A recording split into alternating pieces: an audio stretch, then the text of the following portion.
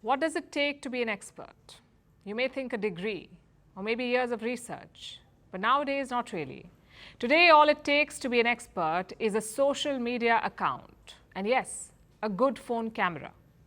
These experts go by a different name in society: influencers. Now, you may be okay with someone influencing your fashion sense or your hair care routine. But what about more important things like your health or finances? That's our story tonight. Indian regulators are hunting down financial influencers. One of them was banned on Wednesday. His name is Mohammed Ansari. He ran a page called Baap of Chart. Now, this page has around 450,000 subscribers on YouTube plus 83,000 on Twitter. But Indian regulators have now banned him. He cannot access India's securities market. He's also been asked to pay 17 crore rupees in fine. That's around $2 million. That's his fine. But what exactly was his crime? In the name of influencing, he was misleading people. Ansari claimed profits of 20 to 30%, but in reality, he has incurred major losses since 2021, around 3 crore rupees in losses. His stock recommendations were disguised as educational courses, meaning he charged people for it. So naturally, the regulators came knocking. But this is not an isolated case. Recently, Indian regulators have cracked down on multiple influencers, like PR Sundar. He too gave investment tips on social media. In the end, he cut a deal with the government: no securities trading for 1 year plus fines worth 6 crore rupees. In fact, the regulators are looking at a broader crackdown now. They want all financial influencers to fall in line. The question is why? Because most of it is not legal per se. Let me explain how this works. Not everyone can give formal investment advice to people, like which stocks to invest in or which assets to buy.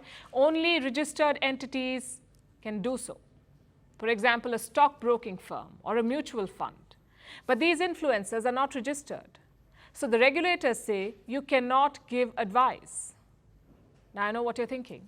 Your family members and friends keep giving financial advice. Is that problematic too? Well, family and friends do not have a vested interest, hopefully. But some of these influencers do.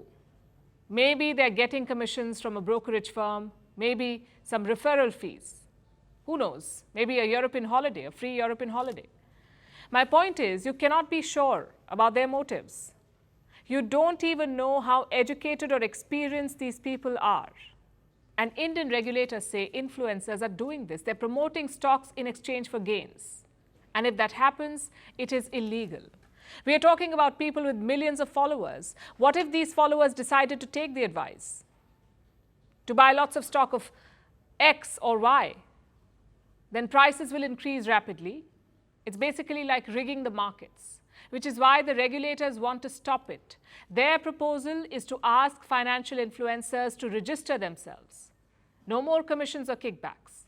But some influencers are pushing back, and their argument is quite simple. We are not giving financial stock advice.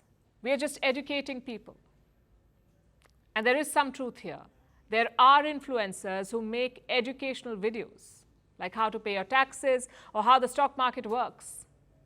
They say, do not club all of us together. Now, we don't know how the regulators will handle this. But we will say this. Don't just depend on government regulation. Yes, it is important, but equally important is your own research. Do your homework, read up yourself, analyze what someone is saying online, and then ask yourself, does it really make sense? And most of us already do that. We've all had that one friend in our life, that guy with an absolutely bonkers investment plan, one that is most certainly a scam. How did you react then? Well, do the same here. The government will do its job with regulation, but we as users must also be careful. A good phone camera does not make someone a professional. Neither does cool Instagram music or graphics. Credibility still comes from good old sources: education, experience, and in this case, official recognition.